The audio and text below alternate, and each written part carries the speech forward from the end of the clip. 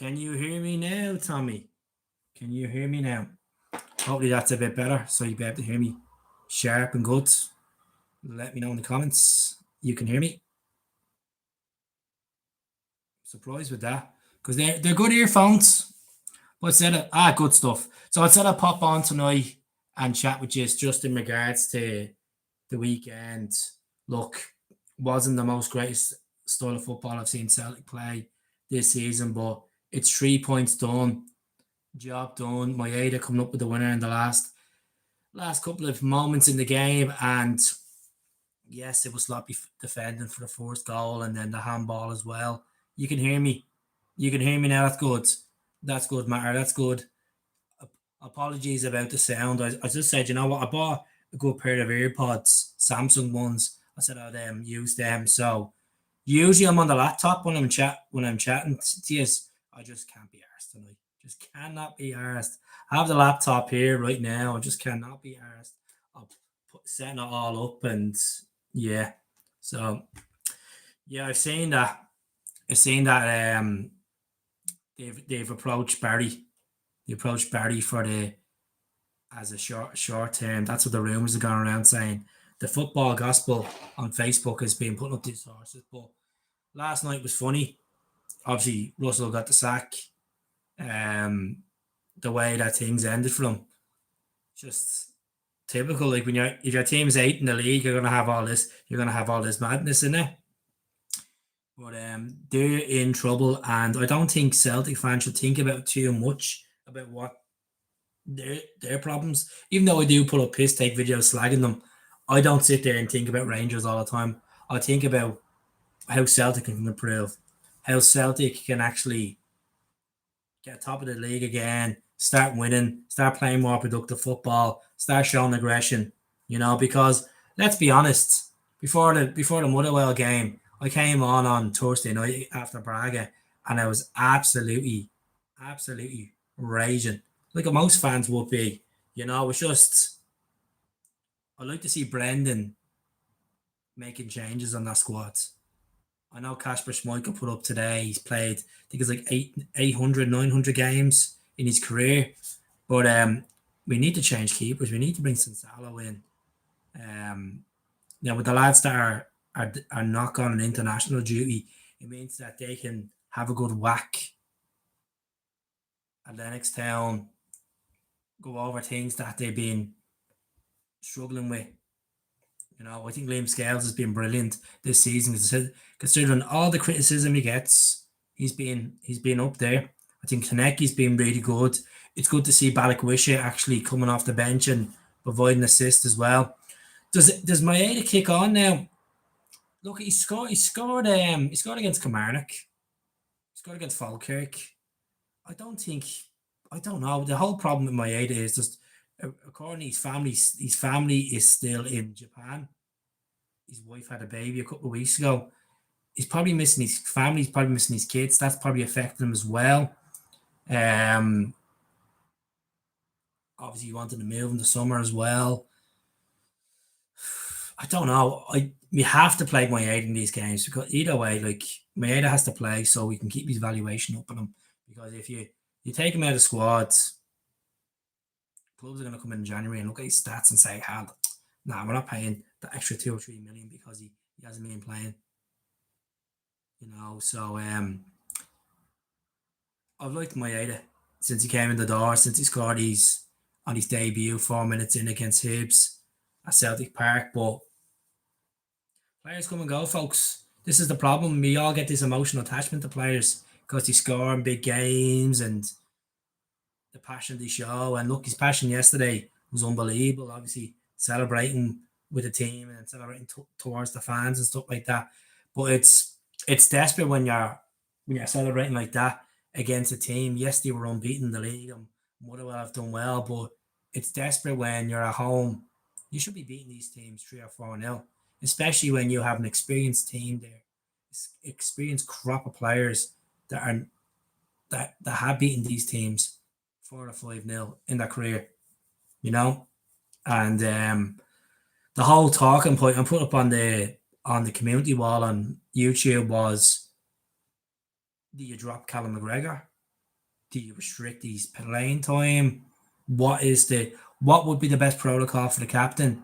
Obviously, I feel like dropping your captain is ridiculous because even though he hasn't been at the heights, he's nowhere near the heights that he was 2 years ago or 3 years ago. 3 years ago under Ange, I think it's I think I think with Callum McGregor, I would start giving the captain armband to other players and put him on the bench and then bring him out for the second half and let him dictate the game. It means he has more fuel in the body as well because he's not a 90-minute player, 90-minute player anymore. Let's be honest. He looks like he's stressed out. He looks like he's done in. And people are saying that he's chasing too many tails in the midfield. He's not getting enough from his other midfielders like Negrin, not doing the gritty work, or Engels or Atate. We need.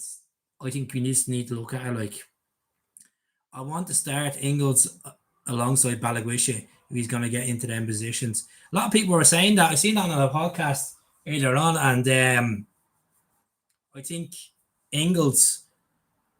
This is a crunch season for him. If he does not show up this season, he will Celtic will listen to offers for him in the summer, even though he'll have 3 years left in his deal. The boys, that's the truth, Tommy. The boys went to Dundee and they haven't came back. They haven't came back, and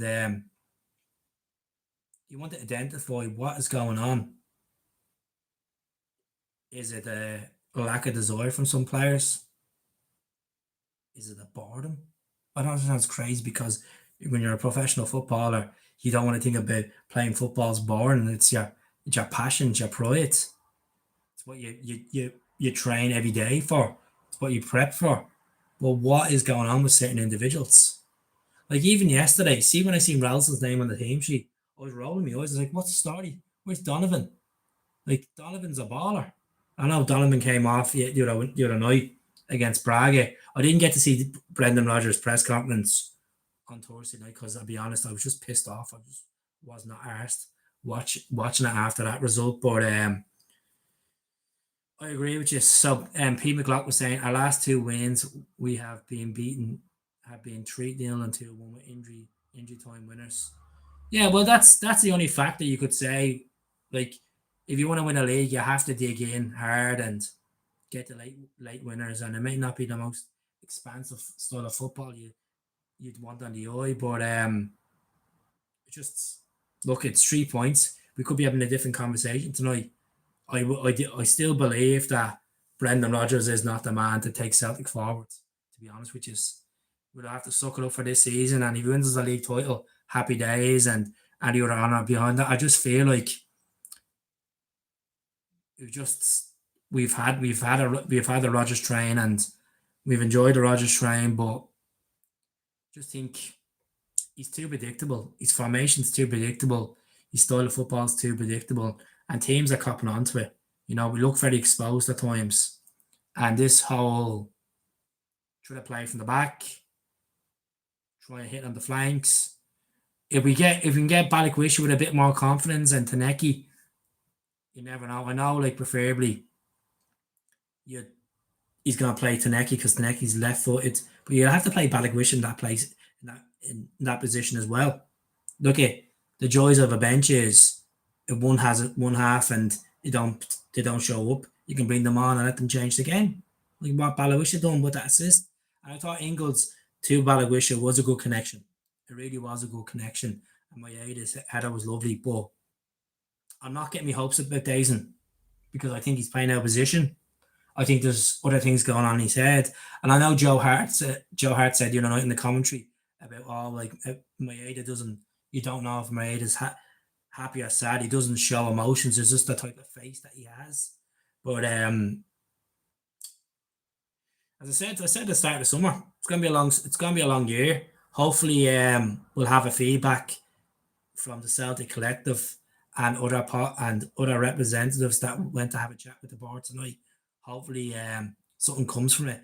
Personally, the more even though I'm against the board and I signed that open letter alongside so many podcasts and so many Celtic supporter groups and organisations, the fans needed to go into that tonight with all guns blazing and tell the board that we've no confidence in you. We don't see us as a club moving forward alongside you because you care about looking on your phones at football matches than actually watching Celtic play, watching the business perform. That's, Celtic perform, they make them money, and they perform in a positive way, they make them victory money in the Europa League. If they perform in the league at the end of the year, they get that league and they get the incentive. So I just think the picture of Peter Lawwell just sitting there looking at his phone while everyone's celebrating the injury time winner just shows that he's well checked out. He's in it for the money. He's just in it for the money. And yeah, in his earlier days, he did help Celtic get the books right, get them out of debt in 2003, put us in a really good position. Of course, I think like that as well. But at the same time, we're in that position now, and all the hard work and all the hard performances and all them honours pay off for a reason. Progress in the Champions League pays off for a reason. Use it so we don't have to be in this position yet again on a regular basis. Every 2 or 3 years, Celtic fail for the Champions League qualification down to poor preparation. And then when you go into Europa League, they're not even showing the standard. They're even the Europa League team. It isn't good enough, folks. It's not good enough. And I know Celtic, I know Adidas are setting to drop a new set of merch now on I think it's the 16th of this month, across to Aston Villa, to Celtic, to Newcastle. It's across all the clubs. And that's it just shows yet again that Adidas is clearly has Celtic with the balls. With the balls. And what I mean by that is, yes, some people will be happy that you have the option to have a load of varieties of different gear coming out. But it just feels like it's money with Celtic Football Club. Yes, as a business, it's all of it. The core aspect is taking money in and making your business stronger. But you gotta upgrade your business as well. And what I mean is upgrade the facilities. Still haven't fixed the banners outside Celtic Park from the storm that happened a couple of months back. Um, Need to give it the place a bit of a lick of paint. It does need a bit of TLC. A big shout out to Stevie and Paddy on the Celtic World Order with that video. Fantastic video. It just shows that as fans that go to the games, you don't get that moment to sit there or stand there and take it in. You're too busy trying to get from terrace or to your seat or get food before the match, and you can just see that the stadium does need an upgrade. I know inside they've upgraded the pitch and they've done the tunnel, they've done the dugouts, they've done the changing room, but as a as an away football fan or even a tourist to go up to see Celtic Park for your first time, you wanna take it in. And I seen this on another podcast where someone was saying that the only reason they got Celtic Way is down to that Commonwealth Games. They had no choice, but you had to invest. The board did towards the Celtic Way. Just put the money in. If you want to have the most beautiful looking stadium in Scotland and up there in Britain, you have to put the money in. One of my friends was saying to me the other day, he was saying to me that he was down at Oasis in Wembley, and he said Wembley, and he's a big Celtic fan. He said Wembley is 10 times better looking than Celtic Park. Obviously, Wembley was built. The new Wembley was built and fully constructed by 2000 back in 2009. But I just don't know. Like, there hasn't been much upgrades to the stadium. It's almost 30 years old now, and it just shows that the board are just too busy focusing on accounts and not putting the paint on or putting the money into the team or not engaging with the fans. It's a broken record that's being repeated and repeated time and time again from myself, from other YouTubers, from other Celtic pages. The concerns are there, folks. We need to strengthen so we don't have to keep having these conversations about certain players. Yes, players will. There were days where there will be games where players don't perform, regardless their price tag or regardless form. They're human beings, but it's just weird that we don't see the likes of Yamada, Inamura, Jamal Pussy. Is that just down to poor recruitment? Brendan came out and said that they were in the players that you were looking for. I haven't even seen Callum Osmond or nothing, anything. You know what? I'll give it to Inacho. He's done well. He's done well, Tommy. You know, I don't know. It kind of reminds me of Edward a bit. There's something about him, you know. And what I liked about Inacho so far is I seen a clip of him getting all passionate, jumping off the bench and all, and it just shows that this guy is enjoying playing for Celtic. You know, I felt sorry for him on Thursday night when that goal was written off for the so-called handball, but I thought Inacho's played really well so far. Was he? Is he on 4 goals this season so far? 4 so far. So it will just get better for him. You know, he does need to work on his touches, but look, he's getting used to his teammates. He's getting used to their style of football, even though the style of football is shite to watch at times. But he's getting used to the whole Celtic culture, and we'll give it to him there that, you know, if he turns up he turns up for games, he turns up with a winner at Tynecastle at the end of the month, or, you know, all the goals add up. And still believe we should be going out and getting a striker in January, because Yamada is not to be seen. He was left out of the Europa League squad. Inamura is not to be seen. Rogers came out and said that he's one of these players where he wouldn't trust him in a Champions League anyway. Didn't trust him. Yeah, we have, you know, a lot of big games. Every game's a big game, Tommy. I know the 2nd November we have them at Hampden in the semi-final. But Dundee forced away, and then Strungrats at home, and then Hearts away, and then Rangers away in Hampden. Now these are the games where it could click the season on. And look at Derek McInnes and Hearts. I watched them on Saturday night against Hibs. They're a really good side. They're organised, and you know they've got the investment behind them now. They've got a manager that knows the league inside out. Obviously, his time at Kilmarnock and Aberdeen and stuff. So they're not going to be a pushover. We need to step up and be more hungrier than them, and show why we're champions. Falkirk at Celtic Park. So that's it. Look, Falkirk is always going to be a tough one.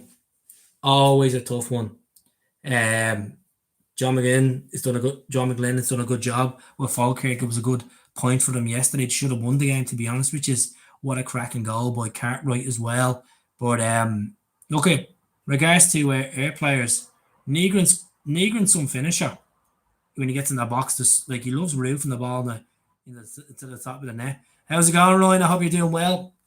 Now, folks, I do apologise. I was meant to be on at 6 o'clock today, but got home from work, had me din-dins, sit there, watch Ryan go live, and I was like, you know what, I'll have a bath, get the candles on, cleanse the mind, and I'll come on and chat to you.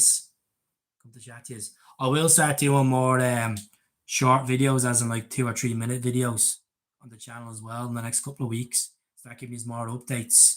But this is why I'm popping on to show you that I'm still here. Still a bit frustrated with the start of the season, but you know what? It can only get better. It can only get better.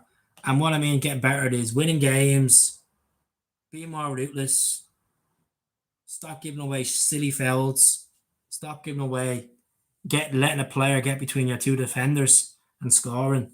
I was very shocked with that first goal from Motherwell. But look at Motherwell. Motherwell away is going to be a tough game. Really, really tough game. Fair Park. You know, we went there in the past and digged out with last minute winners and stuff, you know. What a jersey that is. Oh, that's the Jamaica one. I got that off an Instagram page. Football Scotland. So we done a promotion deal and he gave me this in return. So yeah, it's an absolute belter. Isn't it? It's a kill one, isn't it? It's a change. I was home in Dublin the weekend, and I was going through a bag of my old jerseys, and I found this one. I found this one. Show you now. This one. Yeah. Remember this jersey? Scott Brown won the league at Rugby Park, eh? That one. We beat Hibs in the Scottish Cup quarter final. Jamesy and I think it was Jamesy and Scott Brown that night at Easter Road. And look who was on the back of it. Look who is on the back of the jersey. Tierney. Big KT I had on the back of it. What a guy. What a guy. So, yeah, this is a large. Should still fit me. But yeah, good times. I have the shorts in there, belong to it. And then I used to have the socks, but I obviously lost the socks. Used to be playing Astro with it, but what a top. New Balance, I'll tell you one thing, New Balance bring us some cracking jerseys, considering we used to complain about the quality of them. But some of the material was actually pretty decent, you know. And you know what, New Balance we're always plain and simple. I know a lot of people criticize the grey jersey with the pink V in it. I actually like that topic. It's comfortable. I used to have a Larson jersey, but moved and lost it. Yeah, Jamaica. Are you are you paying for a moment of silence to Russell farting? Oh, Marco Polo. Look at Russell's gone. He's obviously probably the worst manager in Sefco history. So he joins the list of Pedro, Michael Beale, Barry, Gio, Mark Warburton, Lord Voldemort. Unbelievable. Absolutely unbelievable. More managers than trophies they have in their whole 14 or 13 year history. Madness. Absolute madness. But look, I'm not cocky beating them at Hampton because this will be a massive make and break regardless who they get in the door. It's still a long time away, folks. We're in the 6th of October, a lot of time away in football. You know, we've got an international break, and Forrest came on and made a change. I thought Forrest played all right. You know, Forrest played all right. But Forrest got a beauty in this jersey. And I think Scott Sinclair scored against Rosenborg in this jersey, if I'm correct. Over in got us a win in Europe, an away win in Europe that we well needed. But yeah, it's a good top. I also brought back the 2005-06 black Nike one, the all black one that we wore on Easter Road. Brought that back. I also have the 2012 11-12 yellow jersey with the black bits in it that we won the league in Rugby Park. Player edition one I have of that. And what else did I bring back? I brought the 2004-5 last ever Umbro one with the Carlin with the collar on a long sleeve. That one as well. We won the Scottish Cup in. What else did I bring back? 2005 long sleeve Nakamura against Manchester United, but it has Jan Vinegar Hesseling in the back of it. That's a massive thanks to my friend in Edinburgh that gave me that jersey because I lost my one. Skid Coyle. Big shout out to Skid. He sent me that jersey. Yeah. It's mad how if I ever put a jersey up on like socials and I say, folks, I'm looking for this jersey. Does anyone have this available? People will say, yeah, you can have it or you can buy it off me. You know, I like the thoughts of getting it from someone than buying it in a shop because it means more. It's sentimental to them. It's like they're giving away something really important to them and it's going to a good person. I'm not hinting any more jerseys, by the way. I've too many in there. Well, too many in there. But yeah. I remember there's a guy from Motherwell called Div. I gave my cousin in Canada me pink Celtic New Balance jersey with the collars on it back in 2017, and I put up on the page, does anyone have this jersey for sale? I want to buy it because Celtic stopped wearing it, obviously. And he's like, yeah, Keith, you can have it, and I still have it in there. and still in good nick. And I do wear it the odd time, but yeah, I've got a couple of people have donated a couple of tops to me over the years, and I appreciate it. You know, I love the black 120. I have that in there, but I have it in long sleeve. I know the weird thing is the tenants fell off it. So what I'm thinking of doing is, I know this sounds strange. I'm actually thinking of getting Carlin on it, and make it look different, look class. Imagine Carlin on it instead of tenants. So I might get Carlin printed onto it. I've never had it in short sleeve with the tricolour, but I do have the black zip up pre-match top Delaney one. That's my favourite piece of Celtic clothing I have. I would never get rid of that. I got offered 250 quid for that top a few years back. And I would never get rid of that zip up. I have the green one as well. But yeah, the 125th one. That's when I interviewed Stokes, he's saying they used to put the tricolours up on the sleeve, and he robbed a couple of them as well. But what a top, one of the best away tops ever. Nike done a really good job with it. I just feel like Adidas is just absolutely screwing us with merch now. I'd pay thousands for an anniversary top. Like, there's which one, the zip up top or the actual jersey itself? Does that shop in the Barrowlands, which I know Kieran quite well, the Glasgow Celtic wear? Look, folks, what I'd say to you is, if you're looking for jerseys, Kieran's your best bet first. Your second bet is vintage. You will get it. There's no question about it. Like, I'll go into Vinted now and I'll have a look, right? While I'm chatting to you now, I'll see can I find that today. What size are you, Tommy? What size? Let's try something different on the podcast tonight. How about I log in, right? And we'll look on Vinted, and I'll put the screen up to Vinted and show you. See what we can for God's sake. 2 seconds. This is the typical thing. Sorry about that, folks. I just jumped out because I'm signing into Vinted on my Celtic 2012 jersey, right? Let's have a look, right? Let's have a look. Keep the comments in anyway. If you can tap the screen, be really appreciated. Ooh, it's not looking that good on Vinted. Oh, there's a nice training. There is a nice, I don't know if you can show this now. There is a nice training top there. Look at, for £22. That's a large. I'd actually pay that for £22 for that bad boy there. And let me know if you can see that. I think that's actually nice. No, that's euros.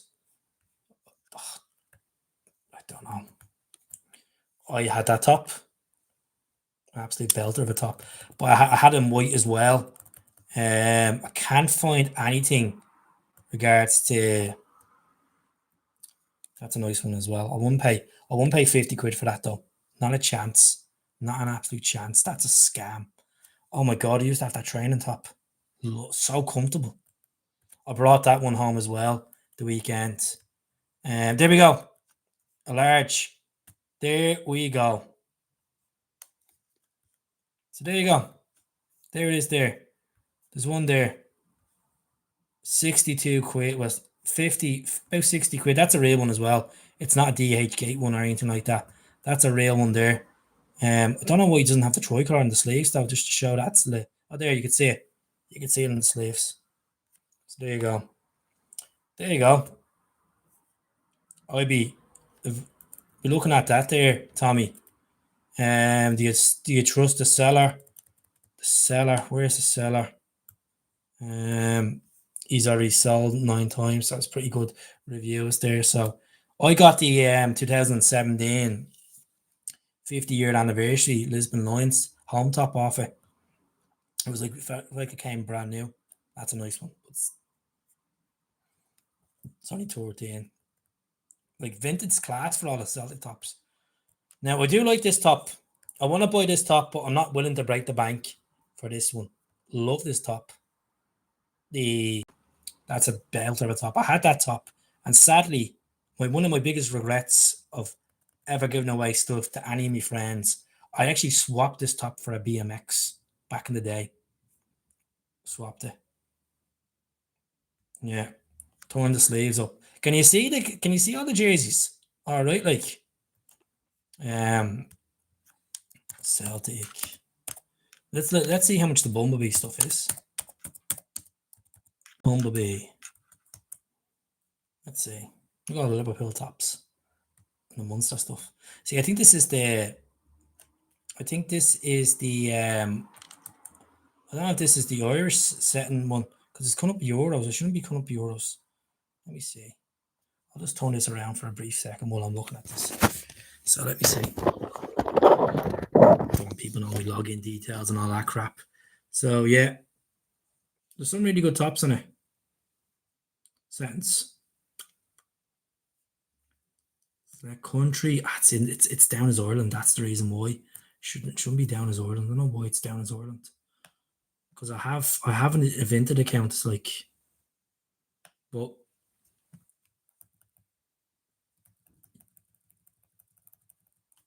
let me see. Oh God! For now, you can't change. Why can I not change? That's a joke. Lean brutal. But yeah, so it's International Week, folks. Scotland are playing. I think it's a Thursday night against Greece. Ireland are playing Portugal on Saturday night. Be interesting games. I don't, to be honest, Ireland are probably going to get hockeyed by Portugal anyway.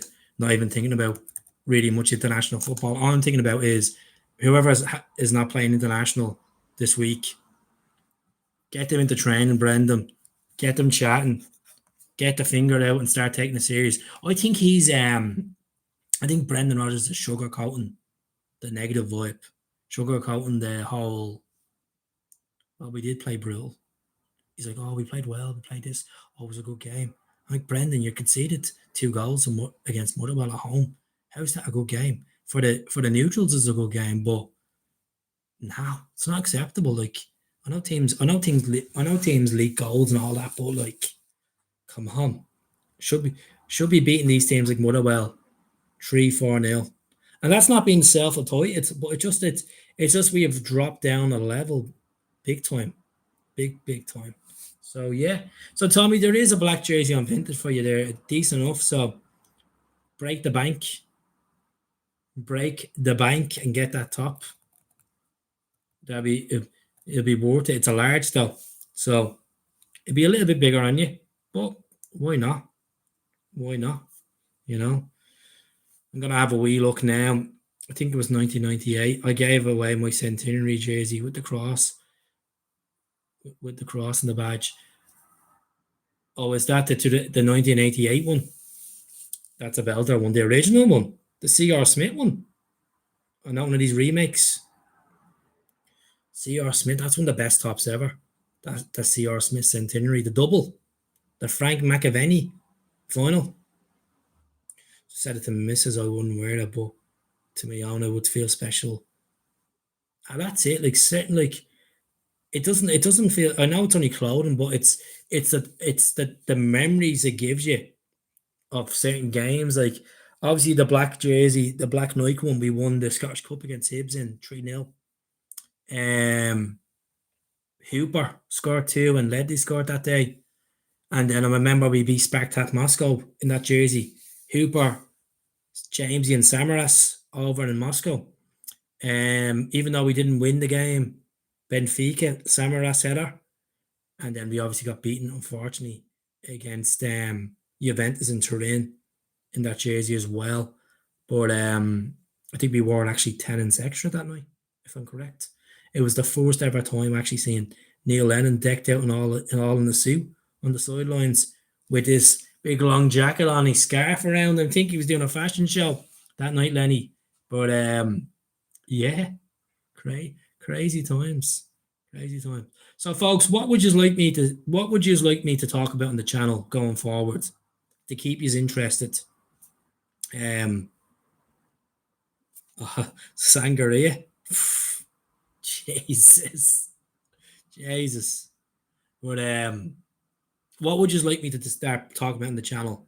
Because I feel like I'm born out of ideas. I'm not. I just feel like I don't have the capacity I used to, where I used to do throwback videos, throwback stuff. I just, as I said, I've explained this to a couple of you already. I just have a lot going on at the moment. Nothing bad. I just very very time consuming stuff going on in the background that when I do get to sit down and have a minute to myself, I'm like, fuck. Do we really want to do a podcast? I'm tired. I'll jump on. I know it's not. I know, but sometimes it's nice to think outside the box, Tommy. Sometimes it's nice to think about, okay, who's our who's your top five strikers from 2000 from 2000 to now. Besides Larson, we'll put Larson out of it. I would say in the top five, I'll put Griffiths at five. I will put Sutton at four. I know this is crazy. I would put Dembele at two. Hooper at one. And then John, Johnny Hartson number one. I love John Hartson. I think he was very, very underrated. Big Bad John. You know. So that's my top five. Now, top five defenders from 2000, from today to 2000, right? Centre backs, not left backs and right backs, centre backs. I know this is a strange one. I'm gonna throw in the mix, but I'm gonna put him in anyway because I thought he was underrated. Kelvin Wilson, number five. Number four. Number four. Um,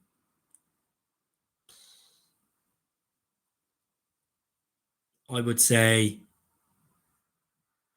Miyabi.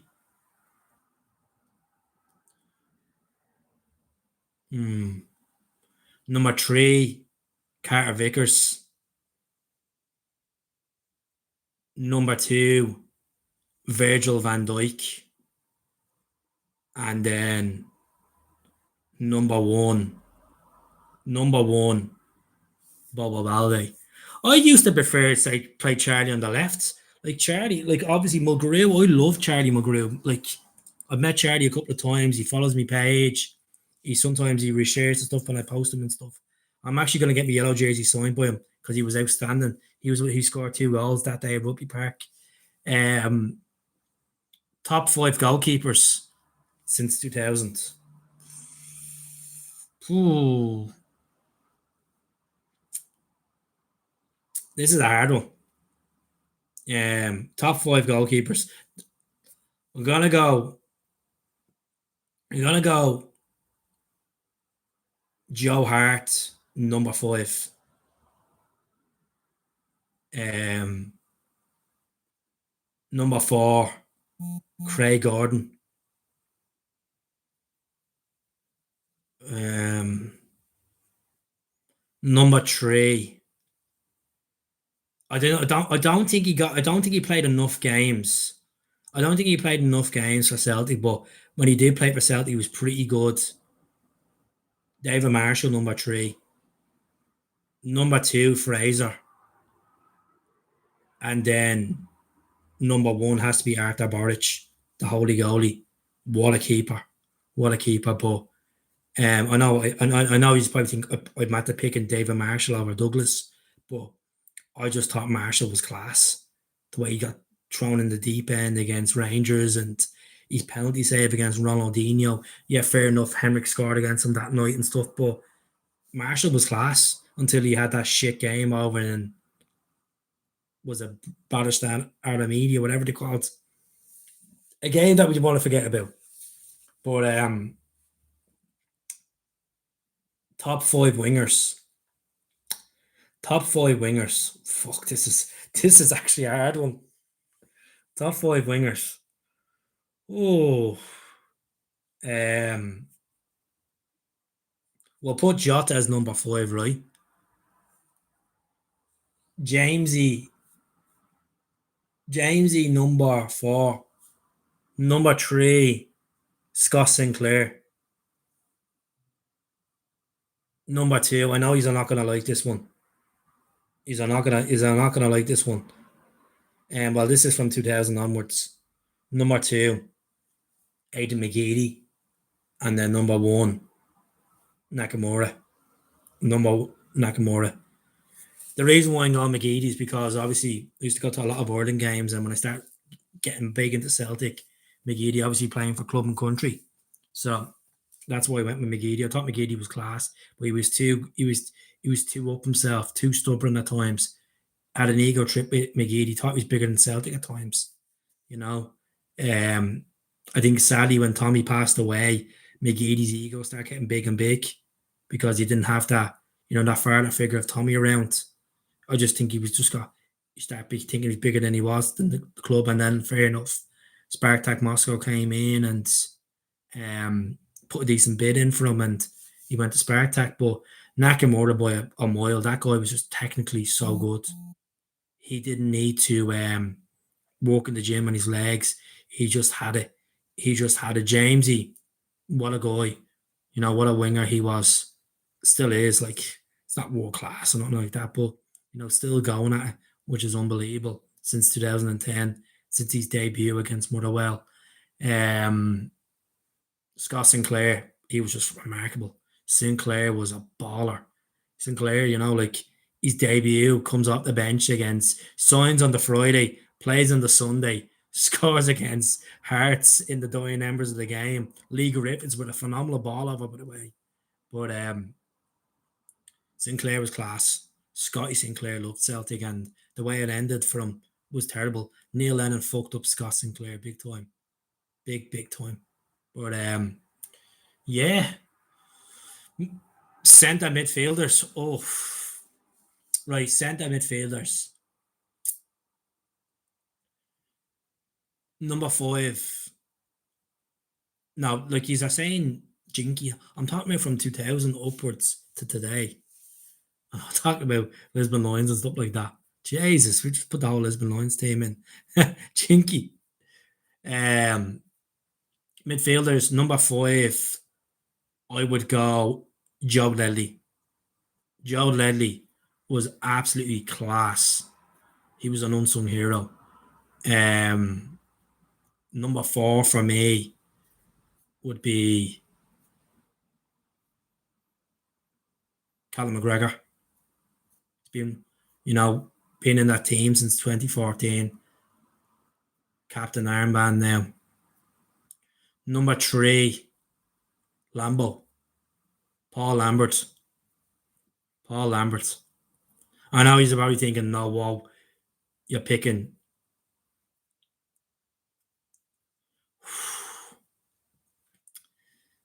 I would have said Rogic over Lambert because Rogic means more emotion to me because I start liking, Lambert was a little bit before my time, but it's the goal he scored against Rangers, and, he's a captain as well.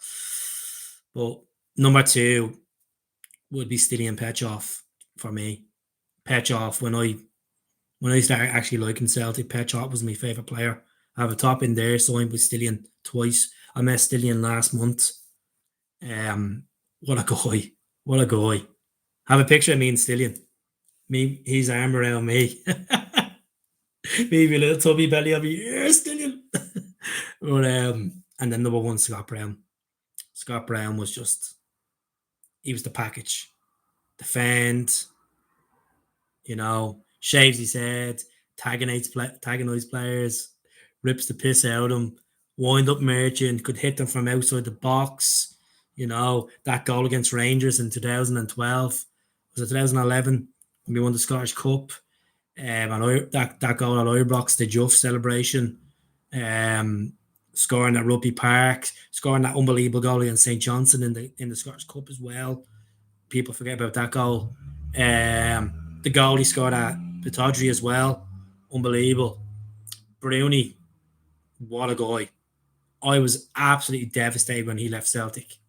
Devastated.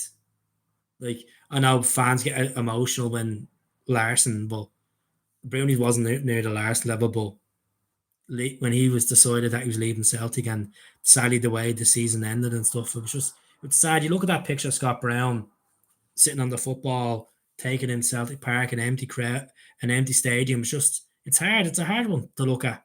It really is, because he gave everything for Celtic. When he brought in for that fee, I was just annoyed Bruni left the way it ended. He never got a nice send off. Exactly. Even his final game for Celtic was against Hibs at Easter Road, and they done a nice little plaque thing for him as well, a little shield. But it was just a horrible season. A season that I'll always remember for the rest of our lives. You know, just all them games, all them moments. And I know I don't. It's a moment I don't really want to talk about.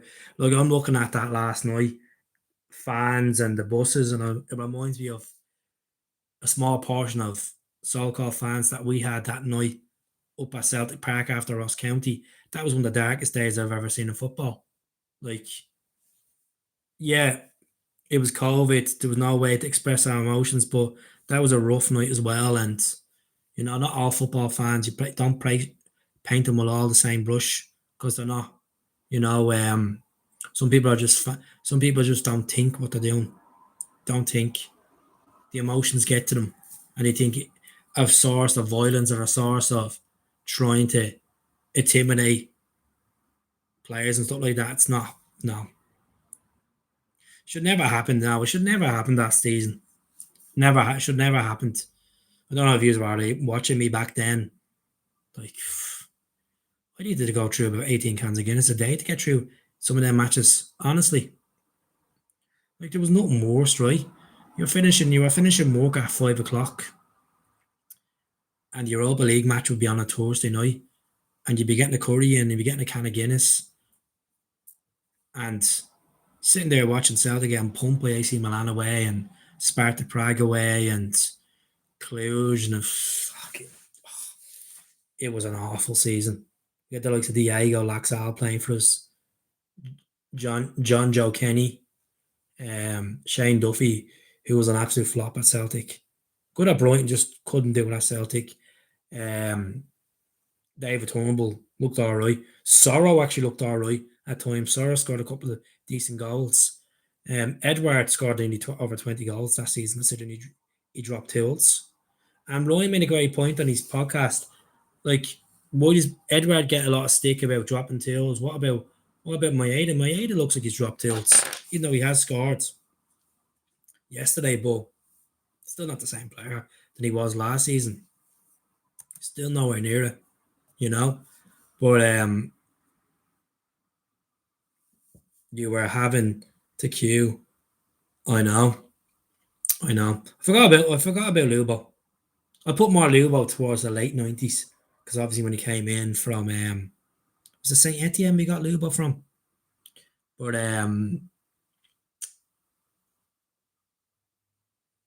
best player this season, I would say Donovan or Scales or Taneki. Either of them three. I think I've been really impressed with Donovan. I think he's been really good. I just think this, it kind of reminds me of Tierney. It reminds me of Tierney, Tierney in his younger days, booting up them wings, no fear. That's what Donovan's like. You could see he gets frustrated when he misses, strays a pass and stuff. I love that passion. You don't see enough of it from some of our players. But Scales has been unbelievable. Scales has been outstanding. Some of the goals he scored as well, them headers and stuff like that. But Sirachi's been good. Does Johnson come straight back in? No, he has to fight yourself back in. Is ahead of Tony Ralston 100%, but if Donovan's fit and good to go, I would I love AJ, but it's all about fitness. It's all about getting sharpness first, and then introduce him slowly, and then have him up to date by the end of December. Once he's fully has the minutes on his belt, that's when you say, is it Donovan or is it AJ? It's going to be AJ. It's going to be AJ, because he's experienced. He loves the club. He's great at getting forward. He's the passion as well. Reads the game good. Doesn't really give away stupid straight passes as well. Have you heard that much from the meeting? Nothing at all. Nothing at all. It's been very quiet. Once I hear something, I'll be able to go onto the channel and chat to you, to be honest. But it's been very, very quiet with the collective. There were seven members of the Celtic collective that went to speak tonight, alongside the boys, one member of the boys, one member of the Green Brigade, the Disabled Celtic Association as well, the North of Ireland Celtic Association. There's a good few. There's a good few ones there like tonight. I don't know them all list by list, so it's no point in me saying it. But really, really hope that they, give the board some heated words, some productive words, some words of wisdom, a bit of a reality check, because I just feel like these cronies that run the club, these accountants, these people that are all about business but not about showing some sort of communication. I think they lack communication skills. The only time they show communication skills is when they put out that cringy AGM video and the report. That's the only time you hear about it, But realistically, do you think they'll eat and will it even mean anything? I don't know, but you can't lose momentum. You can't lose momentum. Like the banner that was below them yesterday just shows that it's frustrating. And I think a lot of the happy clappers from about 6 weeks ago are starting to wake up. And I understand fans don't want to see that negative side. They don't want to see the fans talking about the boards, but you have to. They have to be held accountable. They're the folks that make decisions on buying players and selling players. You can take, but you got to reinvest, And no one's asking for the board to spend 45, 50 million in the transfer window. It's not in the Celtic climate, in the budget, but they can be realistic and spend 30 million. But it's not going to hit us this season, regards to finances. It's this time next year it's going to hit us when they do their financial reports. When we're down nearly 60 million of failing for qualifying for Champions League. As I said, the list is there. Almaty, Ferencváros, Midtjylland, Cluj, AK Athens, Maribor, Lega Warsaw, even though they were disqualified, they beat us. Malmo, it's just they were all dark. They're all disappointing performances, but when you don't back your manager and don't take these teams for serious, they're going to punish you. They're going in with the underdog mentality, and they beat the likes of a former European Cup winner. They're going to be on a high. And some people might say it was a blessing we didn't get into the Champions League, because we probably would have been spanked. We were spanked by Braga, Braga at home. The goals we gave away. That goal from outside the box. I don't care about the handball. I'm sick of hearing about the handball. I'm sick of people saying, was it a handball? It was never a handball. It hit his shoulder and then went on his head. It was never a handball. It was poor. The referee didn't even go to the screen. It's just shambles. But I know people are saying, oh, well, if he scored that, it could have been a different story to the game. The fact is, there's not saying what if. What if didn't win the race? The point is, there's no standing pointing fingers or show. But you need that. You need to turn around and say, sack the board and put the pressure on them. Because at the end of the day, if there was someone in your job and they weren't pulling their weight, and you can see that's affecting the job, when you answer the question, say, Joe, what's the story here? You're coming in, you're sitting there on your phone, checking Bitcoin all day, but you're not doing anything. What about the resources we have? What about if we want to move the business forward and expand the business and start getting a bit of quality, a bit of productivity into the business? No, but I'm sitting here and me and Chris and Michael are going to sit here and just look at Bitcoin for the whole lot of the season while Celtic are scoring when they do score. Even when Brendan's playing his shit style of tactics, we'll sit here and watch Bitcoin. That's what it feels like. That's what it feels like, folks. Right, I'm off. I've enjoyed that wee little chat with you tonight. Something different. I hope Tommy gets his jersey. I hope the missus gets his jersey for him. Shout out to Ryan as well. Good shout out to P. McLaughlin as well. Shout out to Anthony Green as well. But look, folks, I really appreciate you watching tonight. Late stream, just to show that we're still here, still kicking away. Channel's being a bit slow, but no blame games. It's just because I'm a lazy shite and I just haven't had the appetite. You know, she's listening, she's smiling. There you go, Ty. There you go. She'd be laughing at that. He's a little mad thing, he is. But what I would say is, folks, I feel very disconnected with the interest of Celtic this season. And it's not saying I'm dropping tools and I don't care. I just find it very hard to be motivated for the games. It's finding it very hard to come up with stuff to talk about, because it's the same cycle of shite. It's the same cycle of, oh, here we go again, you know? This is what I'm trying to say to you.